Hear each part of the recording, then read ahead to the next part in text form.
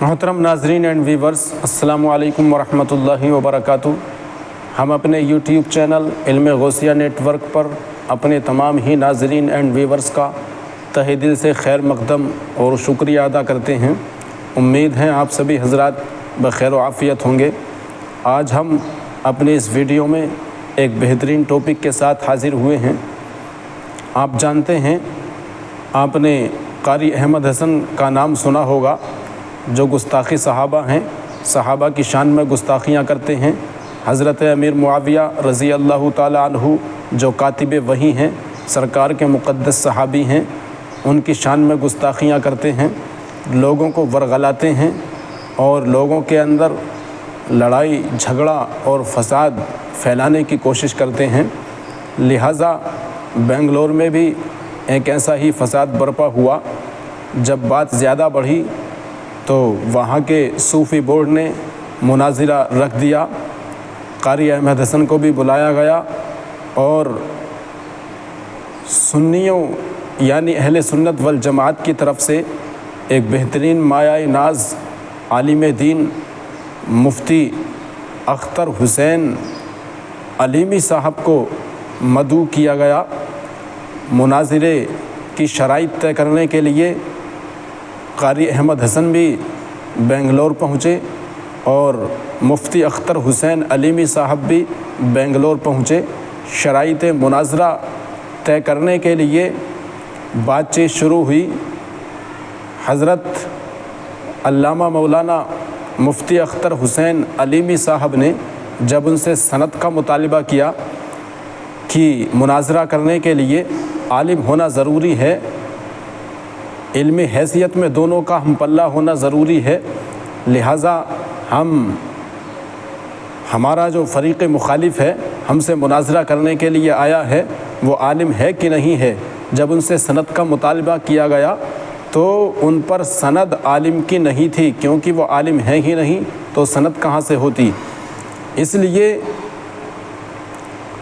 آپ حضرات خود ہی دیکھیں کہ کیا کیا معاملہ پیش آیا، لہٰذا ایسے لوگوں کے بھڑکانے میں نہ آئیں۔ حضرت امیر معاویہ سرکار کے مقدس صحابی ہیں، کاتب وحی ہیں، لہٰذا سرکار نے ارشاد فرمایا، میرے صحابہ ستاروں کی مانند ہیں، جس نے میرے صحابہ کے دامن کو پکڑا، میرے صحابی کے راستے پر چلا، وہ نجات پا جائے گا، وہ دنیا میں بھی کامیاب ہوگا اور آخرت میں بھی کامیاب ہوگا۔ لہٰذا ایسے لوگوں سے بچنا چاہیے اور ایسے لوگوں کے بھڑکانے میں آ کر اپنا ایمان خراب نہیں کرنا چاہیے۔ لہٰذا آپ خود دیکھیں اور ویڈیو کو آخر تک واچ کریں، انشاءاللہ بہت مزہ آئے گا۔ رضوان اللہ تعالیٰ علیہم اجمعین کی بات آئی تو قرآن پاک نے فرمایا وَكُلًّا وَعَدَ اللَّهُ الْحُسْنَىٰ، اور اللہ تعالیٰ نے ان میں سے ہر ایک سے بھلائی یعنی جنت کا وعدہ فرما دیا ہے۔ ایک جگہ رب کریم ارشاد فرماتا ہے، یا ایھا النبی حسبک اللہ ومن اتبعک من المؤمنین، اے نبی آپ کو کافی و وافی ہے اللہ اور وہ حضرات جو آپ کی پیروی کرنے والے ہیں اہل ایمان سے۔ جتنے صحابہ اکرام رضوان اللہ تعالیٰ علیہم اجمعین ہیں، جن کی صحابیت بفضلہ تعالیٰ ثابت ہے، ان سب کی عدالت پر اہل سنت والجماعت کا اجماع ہے، جیسا کہ کتب عقائد سے پوری طرح واضح۔ رسول کریم علیہ الصلوۃ والسلام کے دیے ہوئے مقدس قرآن نے جملہ صحابہ اکرام کے لیے فرمایا وَأَلْزَمَهُمْ كَلِمَةَ التَّقْوَىٰ وَكَانُوا أَحَقَّ بِهَا وَأَهْلَهَا۔ اللہ تعالیٰ نے صحابہ اکرام کے لیے کلمہ تقویٰ یعنی پرہیزگاری کو لازم کر دیا۔ اصول محدثین میں عدالت کا معنی بھی یہی ہوتا ہے، جس کو کلمہ تقویٰ کہا جاتا ہے، اور قرآن نے یہ بھی کہا کہ وہ اس کے حقدار بھی ہیں اور اس کے اہل بھی۔ اور اسی طریقے سے صحابہ اکرام سے محبت کرنے اور ان سے محبت نہ کرنے والے اور کرنے والے دونوں کا فرق حدیث صحیح میں ذکر فرمایا جس کو آپ بہت ساری کتب کے اندر دیکھ سکتے ہیں۔ رسول کریم علیہ السلام نے فرمایا اللہ اللہ فی اصحابی اللہ اللہ فی اصحابی لا تتخذوهم غرضا من بعدی فمن احبهم فبحبی احبهم ومن ابغضهم فببغضی ابغضهم ومن آذاهم فقد آذانی ومن آذانی فقد آذى الله ومن آذى الله یوشک ان یاخذه اور کما قال علیہ الصلوۃ والسلام۔ سرکار علیہ السلام نے فرمایا میرے صحابہ کے بارے میں اللہ سے خوف رکھو، اللہ سے خوف رکھو، میرے بعد میرے صحابہ کو گالی گلوچ سب کو شرم لان تان ان سب کا نشانہ مت بنا دینا۔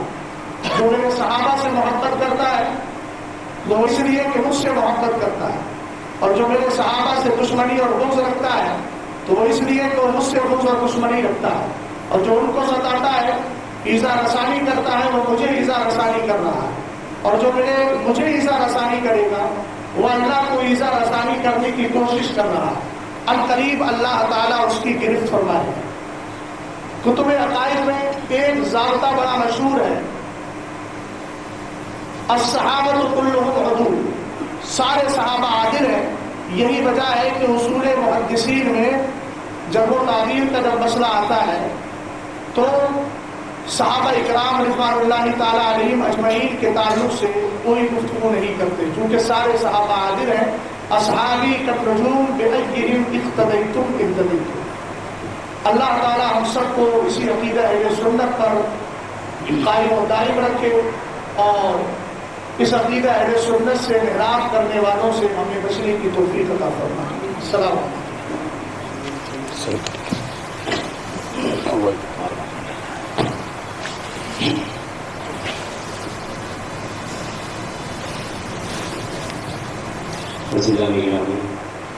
السلام علیکم ورحمۃ اللہ وبرکاتہ۔ وعلیکم السلام ورحمۃ اللہ۔ میں اجازت چاہتا ہوں، اجازت ہے۔ اجازت۔ الحمدللہ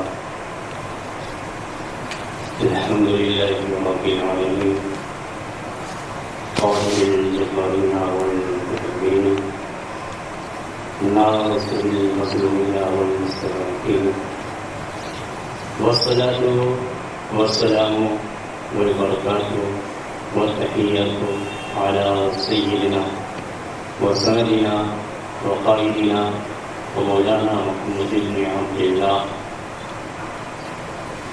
وعلى أهل بيته الطيبين الطاهرين المنتجبين الهداة المهديين الذين أذهب الله عنهم الرجس وطهرهم تطهيرا، اللهم صل على محمد۔ أما بعد، فأعوذ بالله من الشيطان الرجيم، بسم الله الرحمن الرحيم۔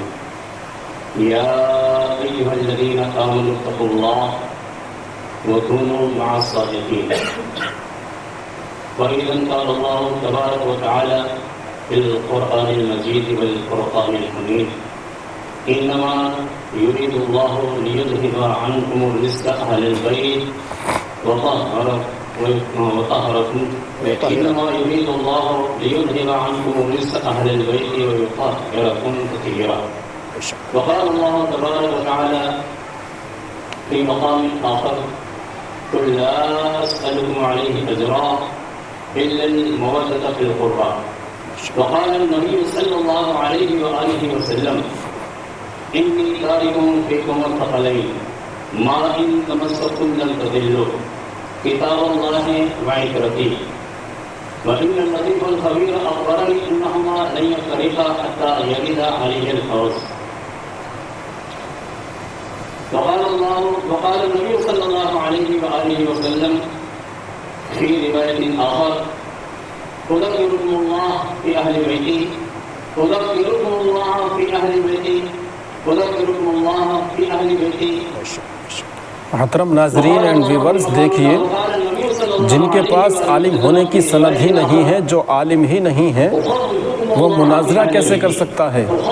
فقط دو چار حدیث پاک یا دو چار قرآن پاک کی آیات اور ان کا ترجمہ، ان کا ٹرانسلیشن رٹ لینے سے کوئی مناظر نہیں بن جاتا۔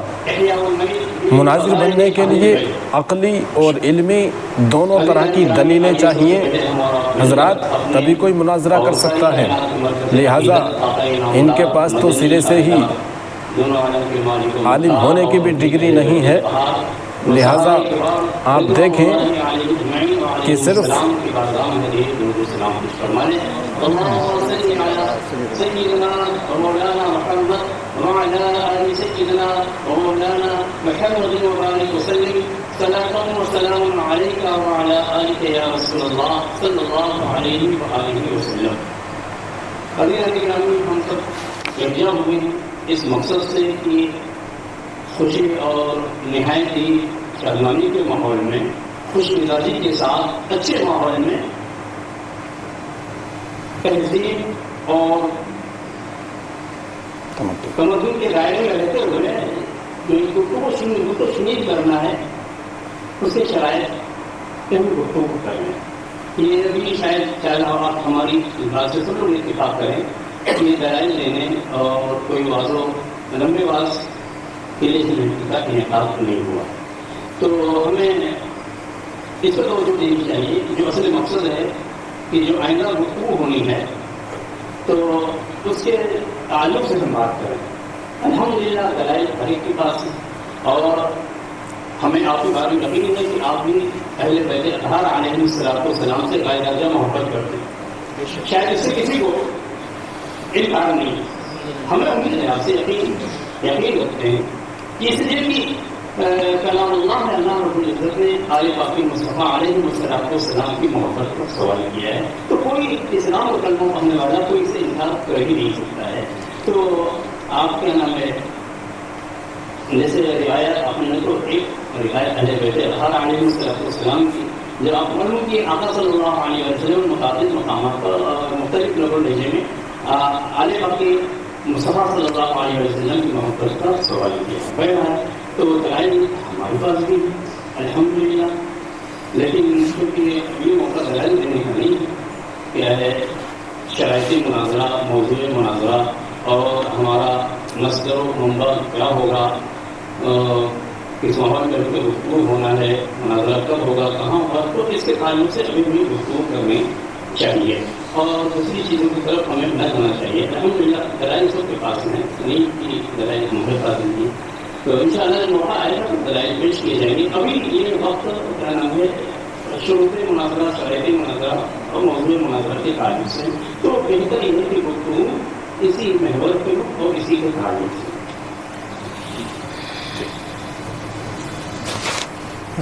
جی میری بات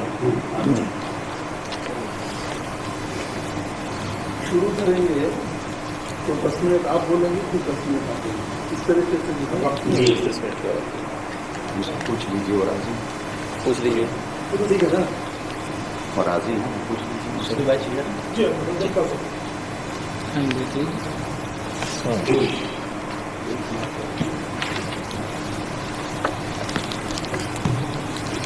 کسی ایک ٹائمر کو مقرر کر لیجیے.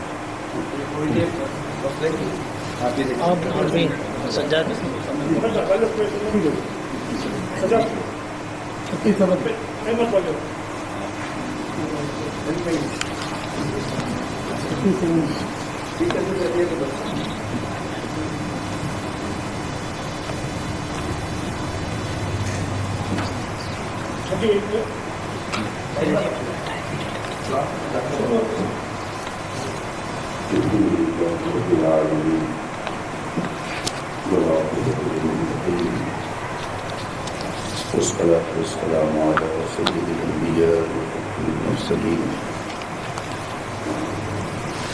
وعلى آله الطيبين وصحابه المطهرين وعلماء أمته أجمعين، أما بعد. أعوذ بالله من الشيطان الرجيم. بسم الله الرحمن الرحيم. إن الله وملائكته يصلون على النبي يا أيها الذين آمنوا صلوا عليه وسلموا تسليما. اللهم صل على سيدنا مولانا صلى الله عليه وسلم. حضرات،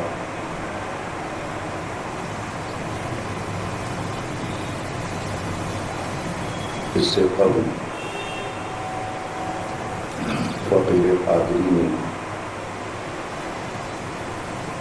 متعدد بار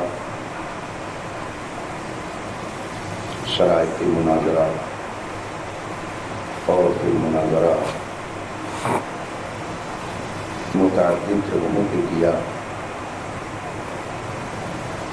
خود کرناٹک میں، کیرلا میں،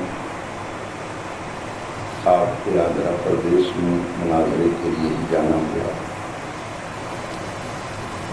خود اپنے یو پی میں متعدد بار ایسا موقع آیا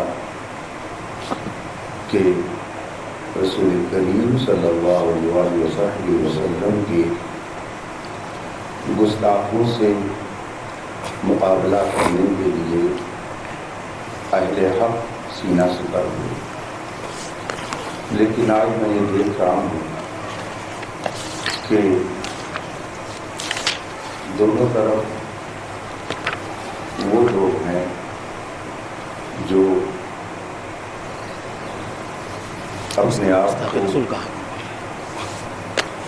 محب اہل بیت اور محب صحابہ کہتے ہیں۔ الحمدللہ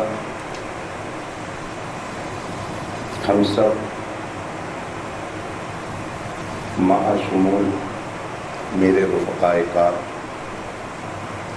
اہل سنت و جماعت سے ہیں، اور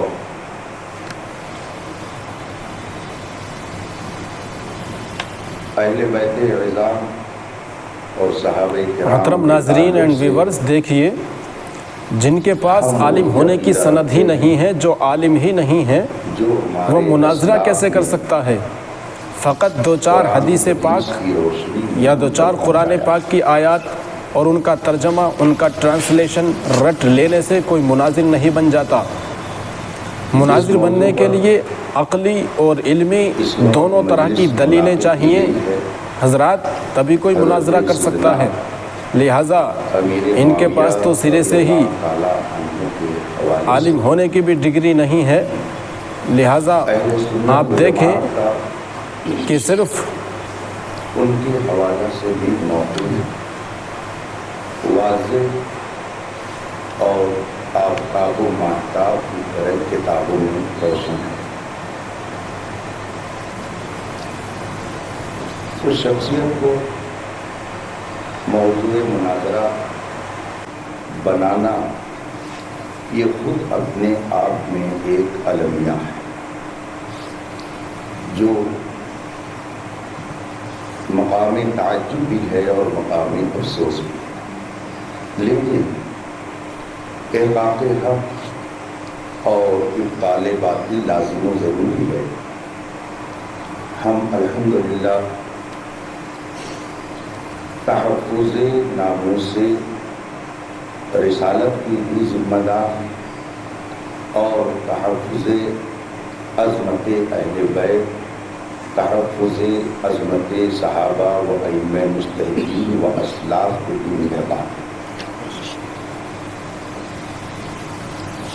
میں اس وقت آپ کے درمیان بحیثیت متکلم من جانب اہل سنت و جماعت مقرر ہوں۔ یہ میرا پہلا اتفاق ہے، سامنے جو حضرات ہیں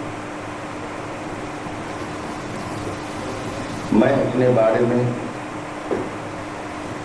اور اپنے رفقائیت کے بارے میں واضح کر چکا کہ الحمدللہ ہم اہل سنت و جماعت، صحابہ کرام اور اہل بیت اعظام رضوان اللہ تعالی علیہم اجمعین کے عقائد اور ان کی تعلیمات سے وابستہ ہے۔ مناظرہ سنی میں بھی ہوتا ہے، اس میں کوئی تعجب کی بات نہیں ہے، مگر اس وقت ہم جاننا چاہیں گے کیونکہ ہمارا پہلا سابقہ ہے کہ جو فریق مخالف शराइत मुनाजरा तय करने के लिए इस वक्त हमारे सामने मौजूद है, वो खुद को क्या कहते हैं और वो किस जमात और किस मकतबे फिक्र से मुताल्लिक हैं, इसकी वजाहत हो जाए। उसके बाद फिर आगे गुफ्तगू शराइत मुनाजरा के हवाले से की जाएगी। इसलिए मैं फरीक़ मुखालिफ के मुतकल्लिम से इसकी वजाहत चाहूँगा कि उनका ताल्लुक़ किस जमात से है। ये याद रखें, हम आप पर किसी नाम को थोपने के लिए नहीं, ना ये मौजूद बहस है कि आप अपने आप को क्या कहते हैं और हम अपने आप को क्या कहते हैं, और आप हमारे दिए हुए नाम पर अमल करें या हम आपके दिए हुए नाम पर अमल करें, ये बहस नहीं है। बस सिर्फ हम तारुफ के लिए और अपनी मालूमात के लिए इतना जानना चाहेंगे कि आपका ताल्लुक़ अहले सुन्नत व जमात से है या किसी और जमात और मकतबे फिक्र से है, ताकि फिर आगे गुफ्तगू बढ़ाई जा सके।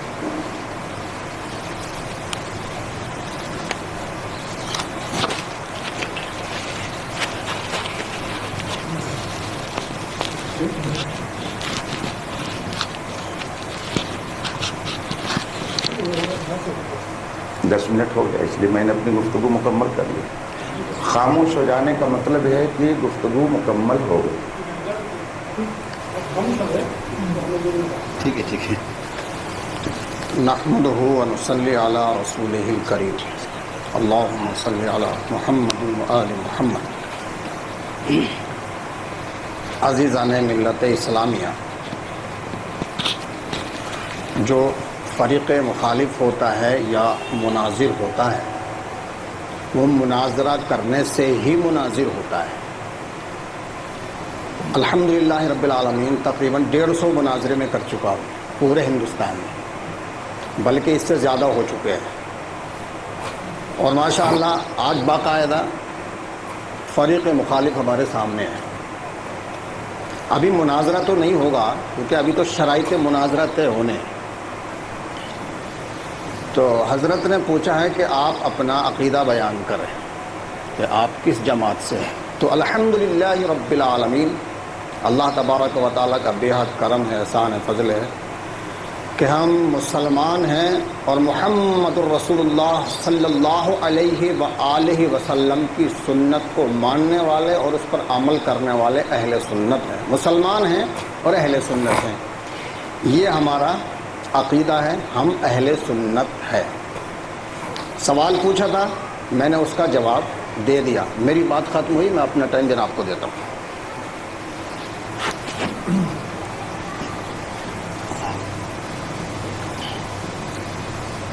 बिस्मिल्लाहिर्रहमानिर्रहीम।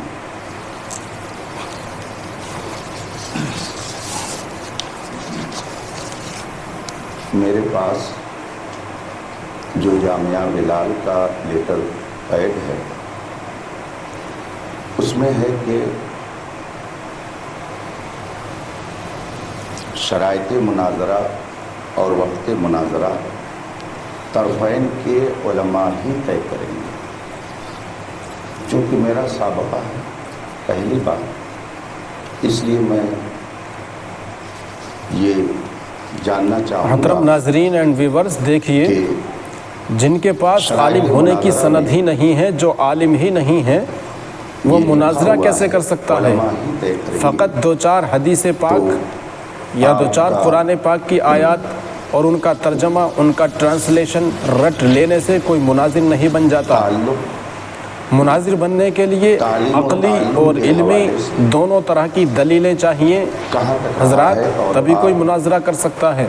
लिहाजा इनके पास तो सिरे से ही आलिम होने की भी डिग्री नहीं है। लिहाजा आप देखें कि सिर्फ मुनाजरे में ये बात देखी जाती है कि उलमा ही गुफ्तगू करें और वही बात करके मंजिल तक किसी चीज़ को पहुँचाएँ, तो मैं ये जानने की आपसे चाहत रखता हूँ कि आपके पास किस मुस्तनद दारुल उलूम की सनद फरागत है, ताकि उसूल मुनाजरा की रोशनी में उसी एतबार से गुफ्तगू हो। मैं भी अपना वक्त जनाब को दे रहा हूँ। इजाज़त। सबसे पहली बात यह है कि ये कोई मुनाजरा आज नया नहीं हो रहा है। हज़रत इब्राहीम अला नबीना अलैहिस्सलातु व तस्लीम ने नमरूद से मुनाजरा किया, वो कुरान में मौजूद है। मूसा अलैहिस्सलातु वस्सलाम ने फ़िरौन से मुनाजरा किया, वो कुरान में मौजूद है। आका अलैहिस्सलातु वस्सलाम ने नसरानियों से मुबाहला किया, वो कुरान में मौजूद है। अब मैं जनाब से अर्ज़ गुज़ार हूँ कि सिर्फ मुझे इतना बता दें कि मुनाजरा करने के लिए सनद का होना ज़रूरी है, और अगर ज़रूरी है तो कुरान और उस हदीस की रोशनी में इरशाद फरमाएं जो कुरान के मुताबिक हो कि ये जो आपने सनद की बिदात को उसूल बनाया है, तो ये क्यों बनाया है। कुरान और हदीस से साबित करें कि सनद होना ज़रूरी है, और फिर अमल रसूल से भी साबित करना पड़ेगा। जनाब से मेरी गुजारिश है कि जवाब दें, कुरान और वो हदीस जो कुरान से मिलती हो।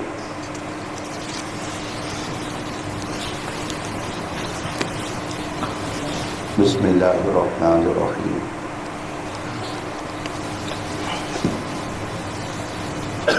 इस बात को इतना तूल नहीं देना चाहिए था कि हुज़ूर सल्लल्लाहु अलैहि वसल्लम ने मुनाजरा किया और हज़रत इब्राहीम अलैहिस्सलातु तस्लीम ने मुनाजरा किया, इसलिए कि बात ये तय हो चुकी है कि उसूल मुनाजरा की रोशनी में मुनाजरा होगा। और आप भी ये कह चुके हैं हम अहले सुन्नत व जमात से, तो मुनाजरे की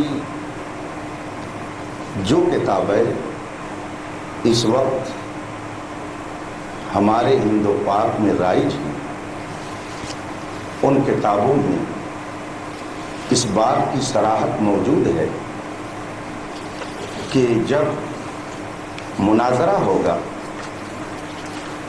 तो इसका मतलब यह है कि दोनों फरीक के लोगों का हम पल्ला होना ज़रूरी है। अगर हम पल्ला नहीं होंगे तो वो मुनाजरा बजाय मुनाजरा के या तो मुकाबरा हो जाएगा या मुजादला हो जाएगा। आप बताएं, अगर हज़रत इब्राहीम अलैहिस्सलाम ने मुनाजरा किया और मुनाजरा की किताबों में ये लिखा हुआ है कि दोनों का हम पल्ला होना ज़रूरी है, तो क्या नमरूद माअज़ल्लाह रब्बिल आलमीन हज़रत इब्राहीम अलैहिस्सलाम का हम पल्ला था? क्या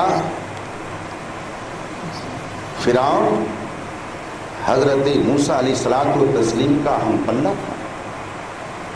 क्या जो लोग नजरान से रसूल पाक की बारगाह में आए थे वो सब रसूल पाक के हम पल्ला थे, बराबर थे? अगर कोई मुसलमान ये सोच ले तो फिर उसे अपने ईमान की भी खैर मनानी चाहिए। इसलिए आपने पता नहीं कहाँ से ये जान लिया कि उन्होंने मुनाजरा किया। आपसे मैं गुजारिश करूँगा कि आप हज़रत इब्राहीम अलैहिस्सलातु तस्लीम के बारे में फरमा रहे हैं कि उन्होंने नमरूद से मुनाजरा किया। नाजरा युनाज़िरो, मुनाजरा बाब मुफ़ालत से है। क्या कुरान करीम में हज़रत इब्राहीम अलैहिस्सलाम के वाक़े में नाजरा का ज़िक्र है, या हज़रत सैयदना मूसा अलैहिस्सलातु तस्लीम ने जो फ़िरौन के सामने जा कर के गुफ्तगू की اس میں مناظرہ یا ناظرہ یا یناظروں کا کلمہ ہے، یا رسول پاک صلی اللہ علیہ وسلم نے جو یہودیوں سے عیسائیوں سے گفتگو فرمائی اس میں مناظرہ ہے؟ آپ نے گویا قرآن کریم پر تہمت لگا دی، اتہام آپ نے رکھ دیا، اس لیے کہ جو لفظ قرآن میں نہیں ہے آپ نے اپنی طرف سے اسے شامل کر دیا۔ یہ بہت عجیب بات ہے۔ مناظرہ کی یہ کتاب ہے، آپ کا کیا نام محترم؟ آئیے میرے پاس آ جائیے، آ جائیے، آپ بھی آ جائیے، اور دونوں حضرات یہ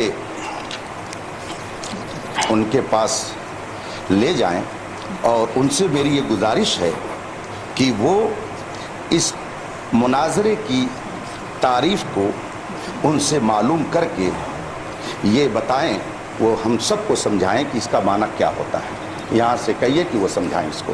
یہ مناظرے کی کتاب ہے۔ میں اپنی گفتگو کو ختم کرتا ہوں۔ آپ اس کو لے جائیے، میں جواب دوں گا۔ نہیں، مجھے کتاب نہیں چاہیے، آپ لے جائیے، وہاں رکھ دیجیے۔ ایسا نہیں ہوتا ہے مناظرہ، یا اصول مناظرہ ایسا نہیں طے ہوتے ہیں، ہم بتائیں گے کیسے تو۔ محترم ناظرین اینڈ ویورز، دیکھیے جن کے پاس عالم ہونے کی سند ہی نہیں ہے، جو عالم ہی نہیں ہے، چونکہ وہ مناظرہ کیسے کر سکتا ہے؟ فقط دو چار حدیث پاک یا دو چار قرآن پاک کی آیات اور ان کا ترجمہ، ان کا ٹرانسلیشن رٹ لینے سے کوئی مناظر نہیں بن جاتا۔ مناظر بننے کے لیے عقلی اور علمی دونوں طرح کی دلیلیں چاہیے حضرات، تبھی کوئی مناظرہ کر سکتا ہے۔ لہٰذا ان کے پاس تو سرے سے ہی اسی کی روشنی عالم میں ہونے کی بھی گفتگو ڈگری نہیں ہے، اور اس میں لہٰذا آپ دیکھیں نے بہت تفصیل سے یہ کہ لکھا صرف ہے، مناظرہ عالمانہ انداز پر ہو، عامیانہ انداز پر نہ ہو۔ تو عالمانہ کا مطلب کیا ہے؟ جو اصول ہیں کتابوں میں، جو اصول متعین ہیں، ان کی روشنی میں ہوگا۔ آپ نے خود اس کو لکھا ہے۔ پھر آگے آپ نے یہ بھی لکھا ہے کہ نرمی اور محبت اور پیار کے ساتھ ہو، سخت لب و لہجہ نہ ہو۔ یہ خود آپ نے اس کے اندر تحریر کیا ہے، اور دونوں فریق نے اس کو مانا ہے۔ تو عالمانہ انداز پہ مناظرے کا مطلب یہ نہیں ہوتا ہے کہ آپ کے سامنے اگر ہم نے کوئی بات رکھی ہے تو آپ اس کو یوں ہی نظر انداز کر دیں۔ آپ کو میں نے اصول مناظرہ کی جو کتاب پڑھی اور پڑھائی جاتی ہے، اپنے گھر کی بات نہیں کہی تھی، میں نے سب کو سنانے کے لیے کہا تھا تاکہ سب لوگ جان لیں۔ میں اگر اپنی طرف سے اسے پڑھ کے سناتا تو ممکن ہے کہ کسی کے ذہن میں یہ بات آتی کہ یہ اپنی طرف سے کچھ کہہ رہے ہوں گے، اس لیے میں نے ان کے پاس کتاب رکھ دی۔ اب پھر میں ان سے گزارش کروں گا کہ آپ ناراض نہ ہوں، اس لیے کہ ہمیں اور آپ کو آپس میں کوئی ذاتی عداوت لے کر کے نہ آئے ہوئے، نہ یہ لے کر کے جانا ہے۔ احقاق حق مقصود ہے، اظہار درستگی کے لیے آپ سے میں پھر گزارش کروں گا کہ آپ نے جو مناظرہ کی بات کی، تینوں ذوات قدسیہ کے حوالے سے باقاعدہ رسول کریم صلی اللہ علیہ وسلم کے لیے لفظ پوری دنیا کے مسلمان استعمال کرتے ہیں تو مباہلہ بولتے ہیں، کہ رسول پاک نے مباہلے کی دعوت دی۔ آج تک کسی نے یہ نہیں کہا کہ رسول پاک نے ان سے مناظرہ کیا۔ میں تو قرآن کی بات کر رہا ہوں، قرآن کی روشنی میں میں بات عرض کرنا چاہوں گا۔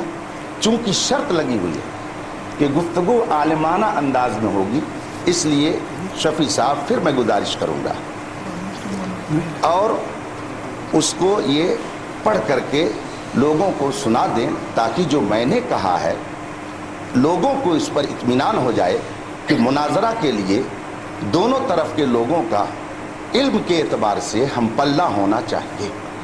قرآن کریم میں جو کلمہ آیا ہوا ہے وہ آپ خود قرآن دیکھ لیں، کیا اس میں ثم نناظر کا لفظ ہے کہ ہم پھر مناظرہ کریں گے؟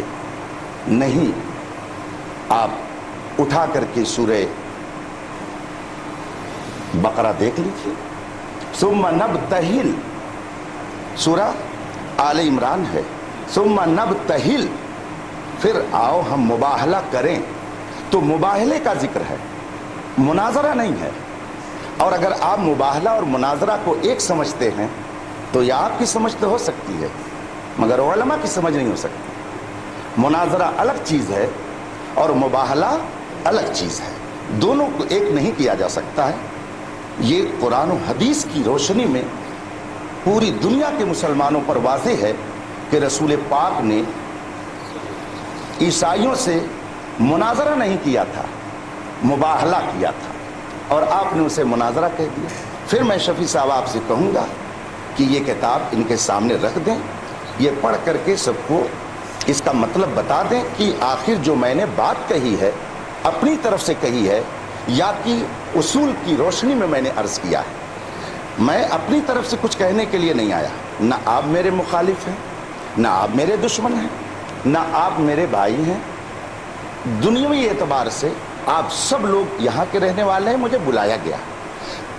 بشرط ایمان ہم سب ایک ہیں. اسی نقطۂ ایمان پر ہم گفتگو کرنے کے لیے آئے ہوئے ہیں. ذاتی عناد مناظرہ کی راہ میں رکاوٹ ہے.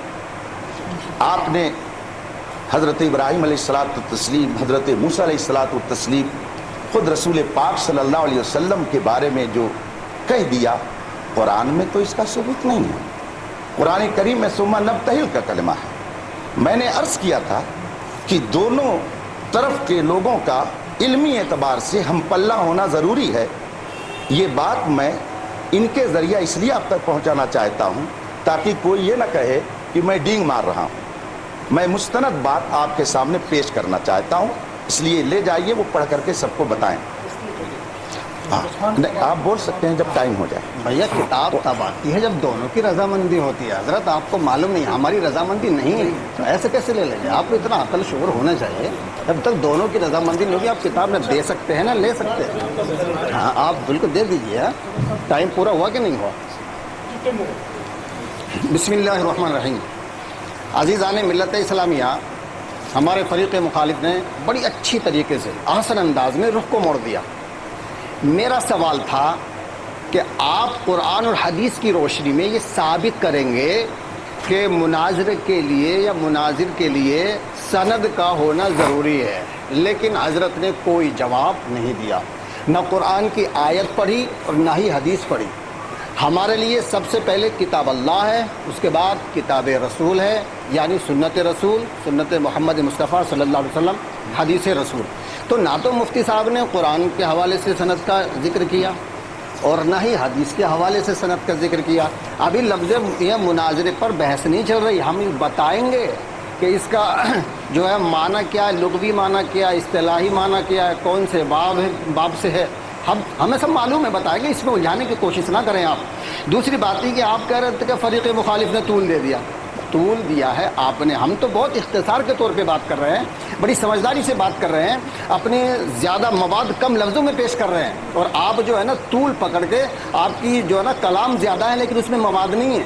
ہمارا صرف چھوٹا سا سوال تھا, قرآن اور حدیث سے سند کا ذکر دکھا دیں. محترم ناظرین اینڈ ویورز, دیکھیے جن کے پاس عالم ہونے کی سند ہی نہیں ہے, جو عالم ہی نہیں ہے, وہ مناظرہ کیسے کر سکتا ہے؟ فقط دو چار حدیث پاک یا دو چار قرآن پاک کی آیات اور ان کا ترجمہ, ان کا ٹرانسلیشن رٹ لینے سے کوئی مناظر نہیں بن جاتا. مناظر بننے کے لیے عقلی اور علمی دونوں طرح کی دلیلیں چاہیے حضرات, تبھی کوئی مناظرہ کر سکتا ہے. لہٰذا ان کے پاس تو سرے سے ہی عالم ہونے کی بھی ڈگری نہیں ہے. لہٰذا آپ دیکھیں کہ صرف حاج کیا ہے. اسی طریقے سے حضرت ابراہیم علیہ السلام کے تعلق سے بھی قرآن مجید میں فرمایا الم تر الی الذی. یا تو آپ نہیں, دونوں میں سے کوئی بھی بول سکتے, دونوں کی اجازت ہے. میرے معاون ہے, میرے وقت میں بولیں گے, ٹائم ہے بھی. ہاں تو میرا سوال آپ سے صرف یہ ہے, ادھر ادھر نہیں, میں بھاگنے نہیں دوں گا. قرآن اور حدیث سے ثابت کریں کہ سند ضروری ہے, بس میرا یہ سوال ہے. دیگر کتب سے نہیں. بسم اللہ الرحمن الرحیم.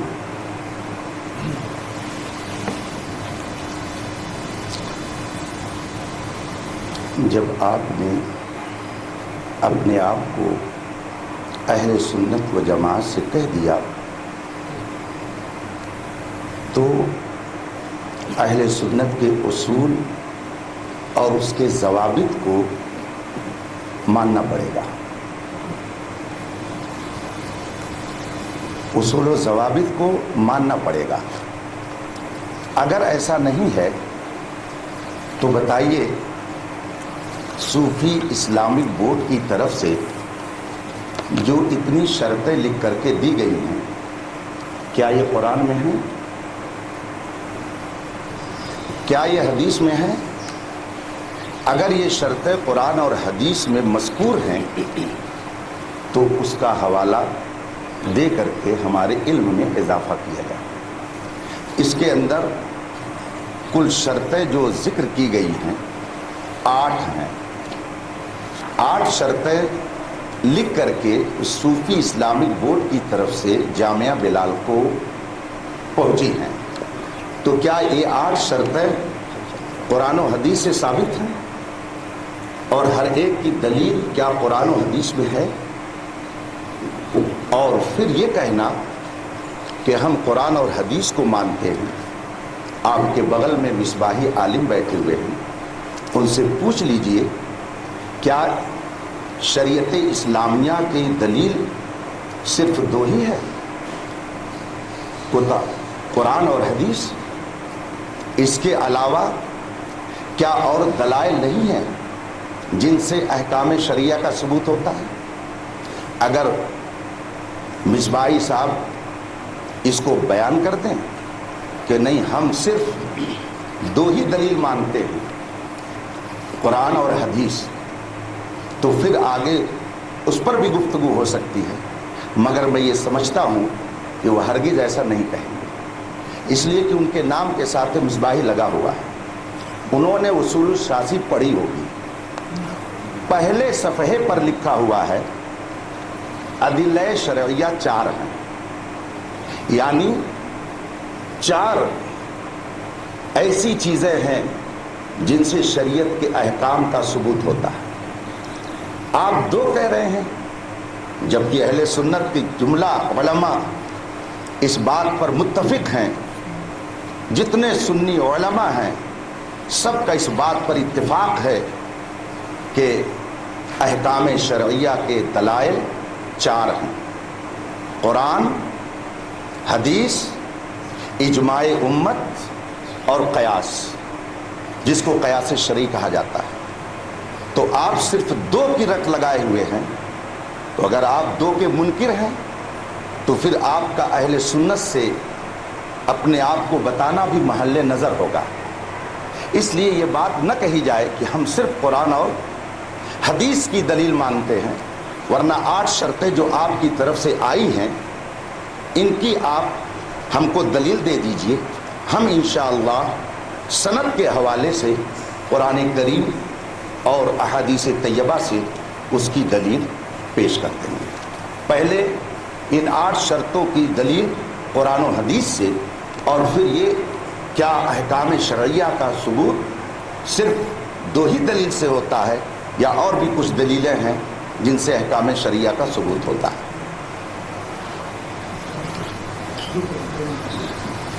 اجازت ہے بھائی. بسم اللہ الرحمن الرحیم. اللہم صلی وسلم وبارک علی محمد وعلی محمد. آپ حضرات بخوبی سن رہے ہیں اور یہ آڈیو ویڈیو ریکارڈ بھی ہو رہا ہے. میں نے فریق مخالف سے صرف ایک ہی سوال کیا, بڑا چھوٹا سا. ابھی تو ابتدا عشق ہے, روتا ہے کیا, آگے آگے دیکھیے ہوتا ہے کیا. اول کیا ہے؟ کتاب اللہ. سب سے پہلے کیا چیز ہے؟ کتاب. اور اس کے بعد کیا ہے؟ حدیث. تو جب آپ نہ قرآن سے حدیث پیش کر پا رہے, نہ قرآن سے اپنی بات کو ثابت کر پا رہے ہیں, نہ حدیث سے ثابت کر پا رہے ہیں, تو آپ تو نچلے طبقے پہ جا رہے ہیں. یا تو یوں کہیے کہ بھئی میرے بس کی بات نہیں ہے, میں پھر جو ہے نچلے طبقے پہ آ کے بات کرتا ہوں کہ میں قرآن اور حدیث سے جو میں نے بات کہی ہے اس کو ثابت نہیں کر سکتا, پھر بات آگے بڑھ جائے گی. اور اگر واقعی میں آپ قرآن حدیث کو مانتے ہیں اول درجے پر، تو پھر آپ کو یہ ثابت کرنا پڑے گا کہ مناظر کے لیے باسند ہونا ضروری ہے۔ جی یہ میرا سوال ہے، جب تک آپ میرے سوال کا جواب نہیں دیں گے میں آگے نہیں بڑھوں گا۔ قرآن اور حدیث جی، اور یہ جو آپ دلائل دے رہے ہیں نا، عدل اربع کی بات کر رہے ہیں، میں بھی بہت جانتا ہوں، لیکن سب سے پہلے کیا ہے؟ قرآن۔ بولو بھائی قرآن ہے کہ نہیں؟ میں آپ لوگوں سے پوچھوں سب سے پہلے نمبر پہ کیا ہے؟ ہاں آپ لوگ بتائیے، عالم دین ہے کہ نہیں؟ بتائیے حال ہے، مطلب قرآن کے لیے کہنے کے لیے تیار ہے۔ ہاں میں پوچھ رہا ہوں، میں پہلے قرآن ہے کہ نہیں؟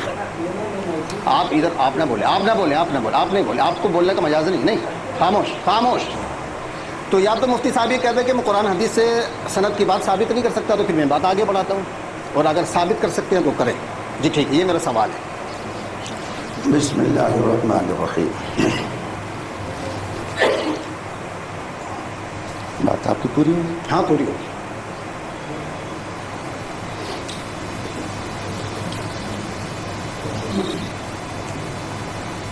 محترم ناظرین اینڈ ویورز، دیکھیے جن کے پاس عالم ہونے کی سند ہی نہیں ہے، جو عالم ہی نہیں ہے، وہ مناظرہ کیسے کر سکتا ہے؟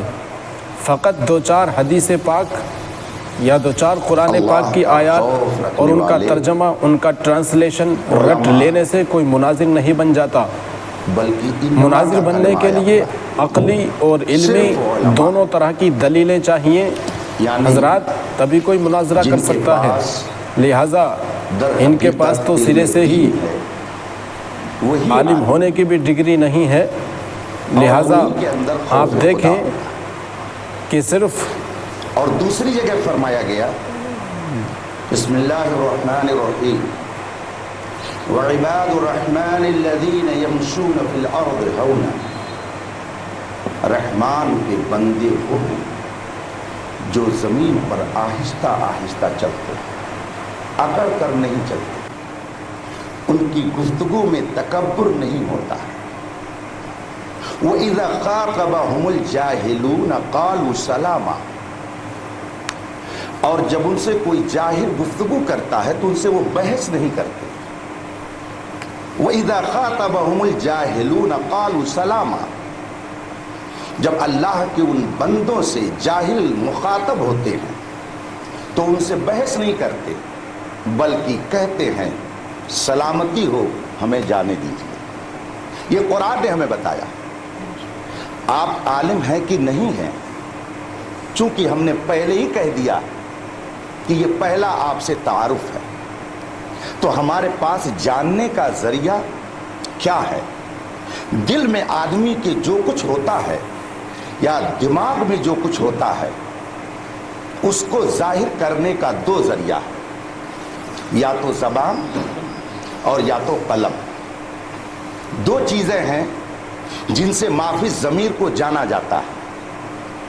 اس زمانے میں نہ تو دارالعلوم تھے، نہ ہی اس زمانے میں نور الانوار اور اصول الشاسی اور یہ ساری کتابیں تھیں۔ رسول پاک صلی اللہ علیہ وسلم کے زمانے میں یہ چیزیں موجود نہیں تھیں، تو کیا آپ کہہ سکتے ہیں کہ جب یہ سب اس زمانے میں نہیں تو آج بھی اس کا اعتبار نہیں ہوگا؟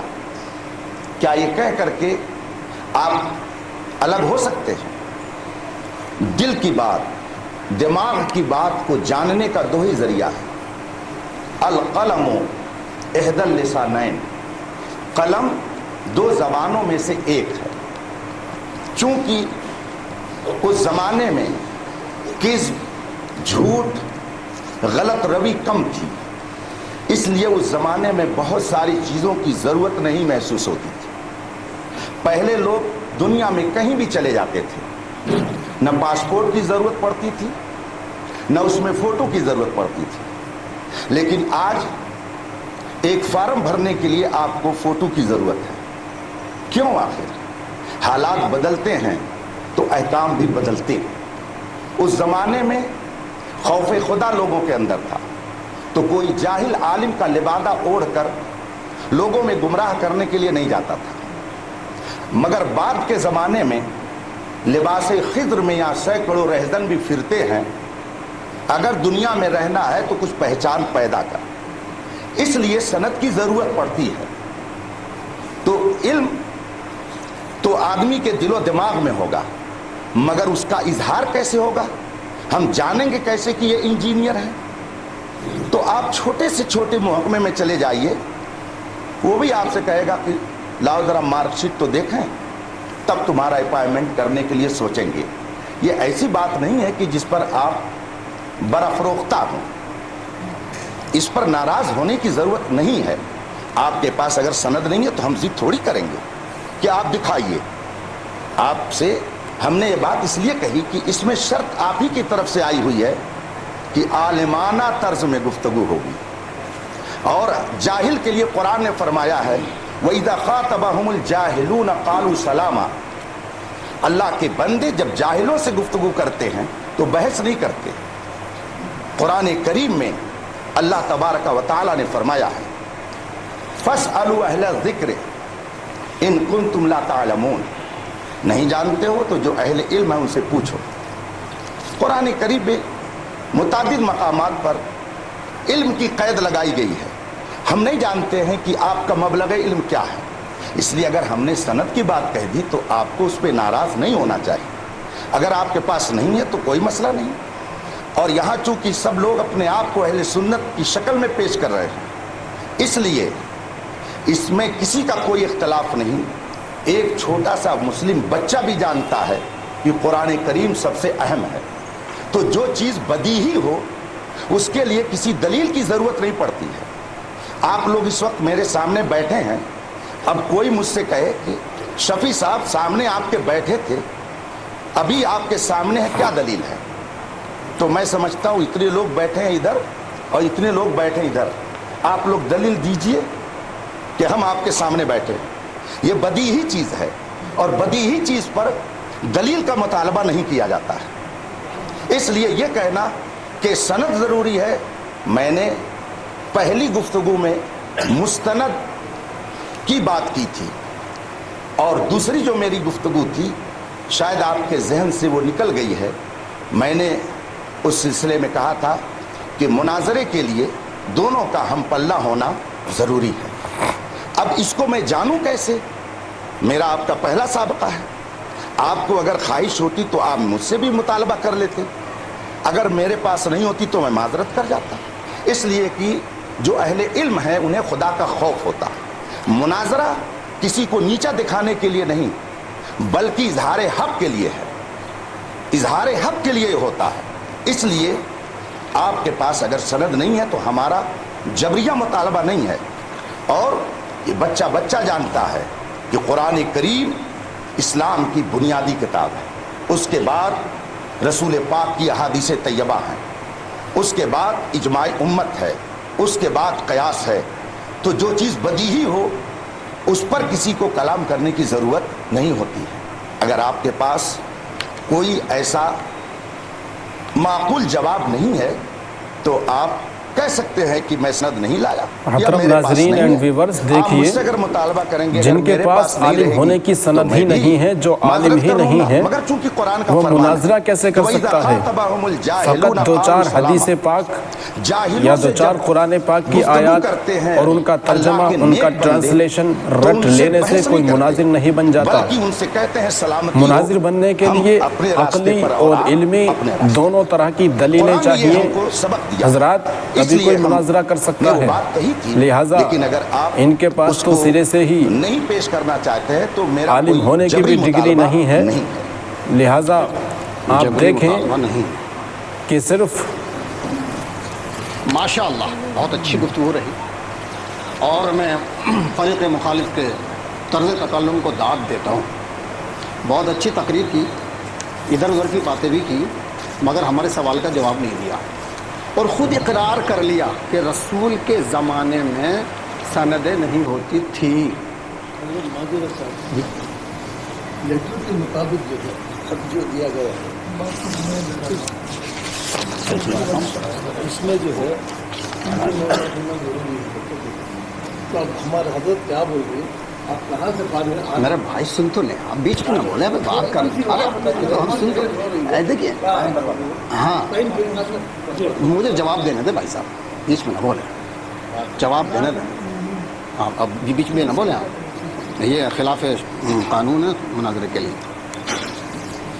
قرآن اور صحیح حدیث کے مطابق حضرت نے میرے سوال کا جواب نہیں دیا، آپ سارے حضرات سن بھی رہے ہیں اور دیکھ بھی رہے ہیں، اور یہ کہا کہ رسول کے زمانے میں سند نہیں ہوتی تھی۔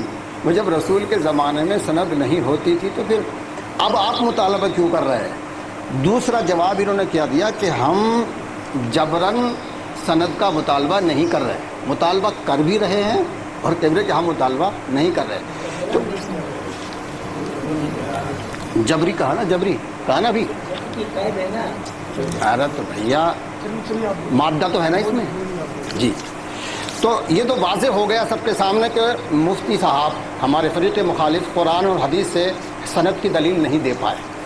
اب دیکھیے، مجھے تو صرف یہ دیکھنا تھا کہ دلیل دے پائیں گے یا نہیں دے پائیں گے، لیکن نہیں دے پائے۔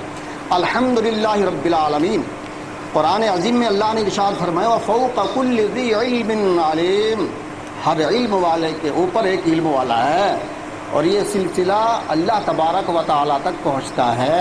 اگر کوئی یہ کہ میں بہت بڑا عالم ہوں تو پھر اس کا مطلب یہ ہے کہ اس کو غرور ہے، کیونکہ سب سے بڑا عالم اللہ تبارک و تعالیٰ ہے قرآن کے مطابق، فَفَوْقَ كُلِّ ذِي عِلْمٍ عَلِيمٍ۔ تو اللہ تبارک و تعالیٰ نے جتنا مجھے علم دیا ہے، اگر یہ کوئی یوں کہے کہ صاحب میں بہت بڑا عالم ہوں تو یہ اس کا دعویٰ جھوٹا ہے۔ اگر عربی جانتا ہوگا تو سنسکرت نہیں جانتا ہوگا، سنسکرت جانتا ہوگا تو فارسی نہیں جانتا ہوگا، یہ ہر علوم اس کے پاس نہیں ہوتے، کسی نہ کسی علم میں جاہل ہوتا ہے، سب علم میں وہ ماہر نہیں ہوتا ہے۔ تو الحمدللہ مفتی صاحب تو جواب نہیں دے پائے، اور یہ میرے پاس 2 سندیں ہیں۔ کتنی سندیں بھیا ذرا ادھر فیکس کرو، کتنی سندیں ہیں؟ 2 سندیں ہیں۔ ہاں ایک منٹ، ابھی بات پوری ہونے دے، بات میں خود دکھاؤں گا۔ یہ جو سند ہے یہ سرکاری یونیورسٹی کی ہے، نئی دلی سے، سرکاری یونیورسٹی کی نئی دلی سے ہے۔ یہ مجھے جب میں سرکاری سند کا متحمل ہوں تو مجھے اب فریق مخالف سے سرکاری یونیورسٹی کی ہی سند چاہیے، نہ کہ پرائیویٹ کسی مدرسے کی۔ دوسری بات یہ ہے کہ یہ جہاں سے میں نے حفظ کیا ہے، الحمدللہ میں حافظ ہوں، یہ اس مدرسے کی سند ہے اہل سنت کی۔ میرے پاس 2 سندیں ہیں، ایک حفظ کی ہے اور دوسری عالم کی ہے سرکاری یونیورسٹی سے۔ تو مجھے فریق مخالف سے سرکاری اسکول کی، سرکاری مدرسے کی سند چاہیے۔ لو بھیا دکھا دو، میرا وقت ختم ہو گیا۔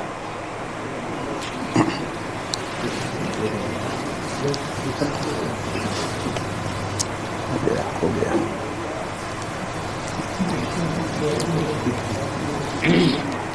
صحیح ہے۔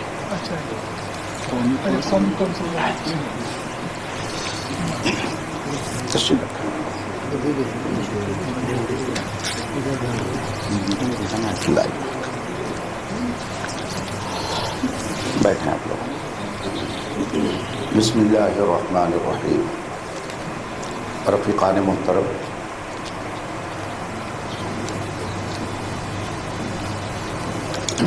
میں نے شروع میں اسی لیے یہ بات کہی تھی کہ آپ کا تعلق کس جماعت سے؟ آپ نے اس بات کا اقرار کیا کہ ہم اہل سنت و جماعت ہیں، اور اہل سنت و جماعت کے نزدیک، علماء اہل سنت کے نزدیک، قرآن و حدیث کے علاوہ بے شمار کتابیں ایسی ہیں جو سند کا درجہ رکھتی ہیں، ہزاروں کتابیں۔ مثلا آپ کو قرآن کریم کی تفسیر اپنے من سے کرنے کی اجازت نہیں ہے۔ رسول پاک صلی اللہ علیہ وسلم نے ارشاد فرمایا من کذب علی متعمدا فلیتبوأ مقعدہ من النار، من قال فی القرآن برأیہ فلیتبوأ مقعدہ من النار۔ جو میرے اوپر جھوٹ باندھے وہ بھی اپنا ٹھکانہ جہنم بنائے، اور جو قرآن میں اپنی رائے سے اور اپنے من سے